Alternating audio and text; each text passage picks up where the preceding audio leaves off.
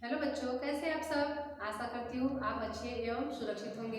तो हम आज शुरुआत करने जा रहे हैं कक्षा तीसरी का विषय हिंदी पाठ क्रमांक 9 कब आऊँ का पाठ दूसरा। तो पिछले वीडियो में हमने इस पाठ को पढ़ा था और समझा था। हमने देखा था कि अवंती नामक जो व्यक्ति होता है तो वहाँ एक रंगाई की छोटी सी दुकान खोलता है। तो इस कारण अच्छे से कपड़े रंगाने के कारण जो गांववासी रहते हैं उसकी बहुत प्रशंसा करते हैं। तो उसकी प्रशंसा सुनकर एक जो सेठ ईर्ष्या के कारण आता है अवंती को नीचा दिखाने के लिए, मतलब परेशान करने के लिए कपड़े का छोटा सा टुकड़ा लेकर। लेकिन जो अवंती है वह बहुत ही होशियार रहता है, तो उसका पलड़ा उसी के ऊपर वहां भारी हो जाता है। तो हमने इस कहानी से सीखा था कि कभी भी किसी को नीचा दिखाने की कोशिश नहीं करना चाहिए। अगर हम कोई भी समस्या हो, कोई भी कठिनाई हो, अपने बुद्धि से या फिर अपने सूझबूझ से काम ले तो बड़ी से बड़ी कठिन समस्याओं का समाधान हम आसानी से कर सकते हैं। इस पाठ में हम देखने वाले हैं कब आऊँ इस पाठ के प्रश्नों के उत्तर। तो चलिए शुरुआत करते हैं प्रश्न उत्तर को कहानी से। पहला प्रश्न है, सेठ ने किस रंग में कपड़ा रंगने को कहा। तो इसका उत्तर आएगा, सेठ ने किसी भी रंग में कपड़ा रंगने को नहीं कहा, क्योंकि लगभग उसने सारे रंग के नाम बता दिया था जो लगभग उसे पसंद नहीं थे। दूसरा है, अवंती ने कपड़ा अलमारी में बंद कर दिया। क्यों किया? क्योंकि सेठ अवंती के सामने चालाकी दिखा रहा था और एक तरीके से किसी भी रंग में कपड़े को रंगने नहीं कह रहा था, और सेठ के इरादे जानने के कारण अवंती ने कपड़ा अलमारी में बंद कर दिया। तीसरा है, सेठ कपड़ा लेने किस दिन आया होगा। तो सेठ किस दिन आया होगा? सेठ कपड़ा लेने किसी भी दिन वापस नहीं आया, क्योंकि अवंती ने सेठ की चालाकी का सबक दे दिया था। अब देखते हैं कौन छुपा है कहाँ। नीचे के वाक्यों में कुछ हरी भरी सब्जियों के नाम छुपे हैं, ढूंढो तो जरा।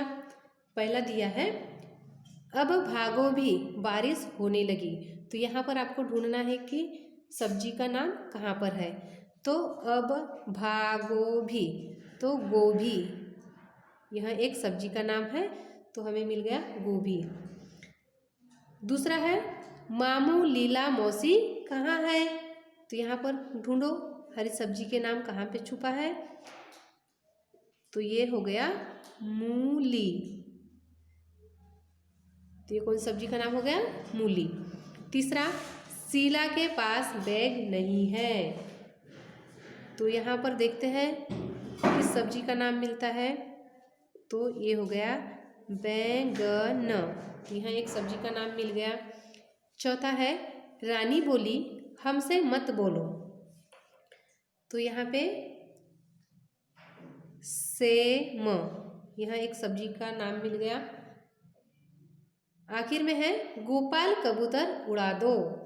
तो यहाँ पर देखो पालक, यहाँ एक सब्जी का नाम मिल गया। तो इस तरह से हमने वाक्य में छुपे हुए हरे भरे सब्जियों के नाम ढूंढ लिए हैं। उसके बाद आता है सही जोड़े मिलाओ। जैसे कि पहला यहाँ पे दिया हुआ है, प्रशंसा मतलब क्या होता है? तारीफ। तो वैसे ही हमें और दूसरी जोड़ी ढूंढना है। ऊंची, ऊंची मतलब क्या होता है? बुलंद। तो हम बुलंद से जोड़ी का मिलान करेंगे। ईर्षा, ईर्षा मतलब होता है जलन। कतई मतलब बिल्कुल। तो हम बिल्कुल से मिलान करेंगे। आखिर में है जरूर, जरूर यानी अवश्य। तो अवश्य से जोड़ी लगाएंगे। इस तरह हमने सही जोड़ियों से मिलान कर दिया है। नेक्स्ट पेज में दिया हुआ है मुहावरे। चित्रों को देखो, क्या इन्हें देखकर तुम्हें कुछ मुहावरे या कहावतें याद आती है? उन्हें लिखो। तो यहाँ पे चित्र दिया हुआ है और उनके नाम दिए हुए हैं, तो उन्हें देखकर मुहावरे या फिर कहावतें आपको लिखना है। तो पहला दिया दिया हुआ है और दिया जल रहा है। तो देखो अंधेरा, इस शब्द से हमें मुहावरा या फिर कहावत लिखना है।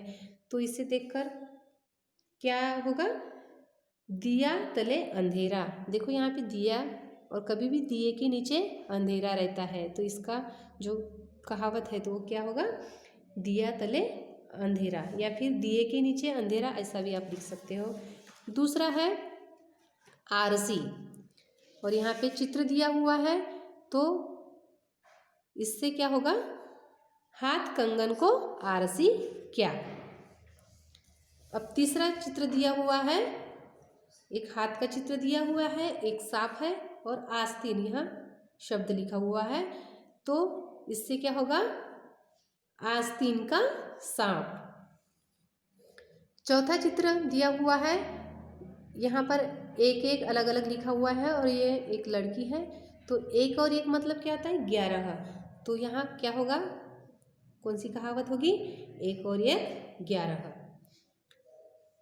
कहो कहानी, यह एक आपके लिए कृति दी हुई है। विद्यालय, गुरुजी, छुट्टी, बंदर, डंडा, पेड़, केला, ताली, बच्चे, भूख, इन शब्दों को पढ़कर तुम्हारे मन में कुछ बातें आई होंगी।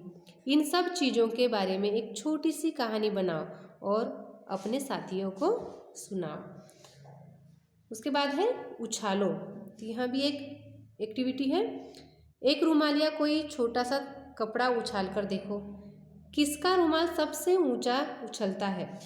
रुमाल के साथ बिना कुछ बांधे और ऊंचा कैसे उछाला जा सकता है, यह आपको सोचना है। उसके बाद है समझदारी। रंगाई शब्द रंग से बना है, इसी तरह और शब्द बनाओ। तो यहाँ पर कुछ शब्द दिए हुए हैं, इससे नए शब्द बनाना है। जैसे रंग से रंगाई शब्द बन गया, तो साफ से सफाई शब्द बन जाएगा, चढ़ से चढ़ाई शब्द बन जाएगा, बुन से बुनाई शब्द बन जाएगा। तो इस तरह हमें दिए गए शब्दों से नए शब्द बनाना है। क्या समझे, जिन शब्दों के नीचे रेखा खींची है उनका मतलब बताओ। तो यहाँ पर कुछ वाक्य दिए हुए हैं और एक शब्द के नीचे रेखा खींची हुई है, तो उनका मतलब आपको उसके सामने लिखना है। पहला दिया हुआ है, मुझे बैंगनी रंग कतई अच्छा नहीं लगता। तो यहाँ पर कतई के नीचे रेखा खींची हुई है, तो कतई का मतलब क्या होता है, बिल्कुल। तो यहाँ आप राइट करोगे बिल्कुल। दूसरा है, अवंती ने सेठ का मंसूबा भांप लिया। तो मंसूबा मतलब क्या होता है, इरादा। तीसरा है, मैं तुम्हारा हुनर देखना चाहता हूँ। तो हुनर के नीचे एक रेखा खींची हुई है, हुनर का मतलब क्या होता है, निपुणता, निपुणता। चौथा, सेठ बुलंद आवाज में बोला। आवाज मतलब क्या होता है, स्वर। सेठ को ईर्ष्या होने लगी। ईर्ष्या मतलब होता है जलन। और आखिरी में दिया हुआ है, रंग के बारे में मेरी कोई खास पसंद तो है नहीं। तो खास, खास मतलब क्या होता है, विशेष। आगे दिया हुआ है, कैसा लगा आफंती। आफंती के बारे में कुछ वाक्य लिखो। तुम उसके कपड़ों, शक्ल सूरत, पालतू पशु, बुद्धि आदि के बारे में बता सकती हो।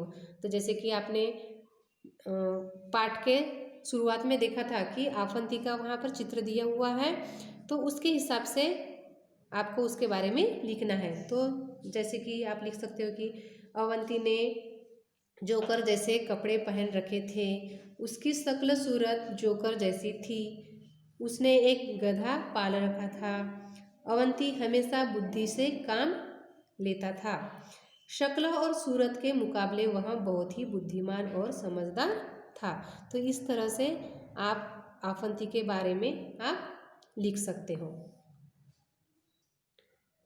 जोड़े ढूंढो, जैसे कि यहाँ पर दिया हुआ है जोड़, दिन दिन, मेला मैला। तो यहाँ पर एक ही मात्रा बदली गई हुई है जोड़ा बनाने के लिए। ऊपर दिए गए शब्दों के जोड़े में केवल एक मात्रा बदली गई है। किसी भी मात्रा को बदलने से अर्थ भी बदल जाता है।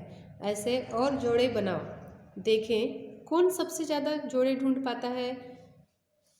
तो यहाँ पर आप लिखोगे आदि, आदि, खिल, खिल, सूत, सूत, सूत मतलब होता है पुत्र और सूत मतलब धागा भी होता है।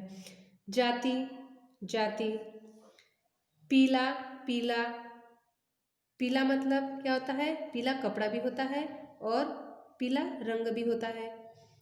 कुल, कुल, मील, मील, तो ऐसे आपको जोड़िए बनाना है। नेक्स्ट पेज, कुछ कलाकारी। कब आऊं वाले किस्से को चित्रकथा के रूप में लिखो। तो बच्चों यहाँ पर आपको चित्र बनाना है। क्या है फालतू। कभी कभी हम अपनी बात करते हुए ऐसे शब्द भी बोल देते हैं जिनकी कोई ज़रूरत नहीं होती। इसी तरह इन वाक्यों में कुछ शब्द फालतू हैं, उन्हें ढूंढकर अलग करो। जैसे कि पहला दिया हुआ है, बाजार से हरा धनिया पत्ती भी ले आना।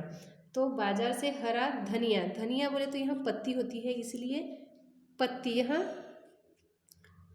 शब्द जो है इसकी कोई ज़रूरत नहीं है, इसलिए यहाँ जो पत्ती शब्द है ये फालतू है।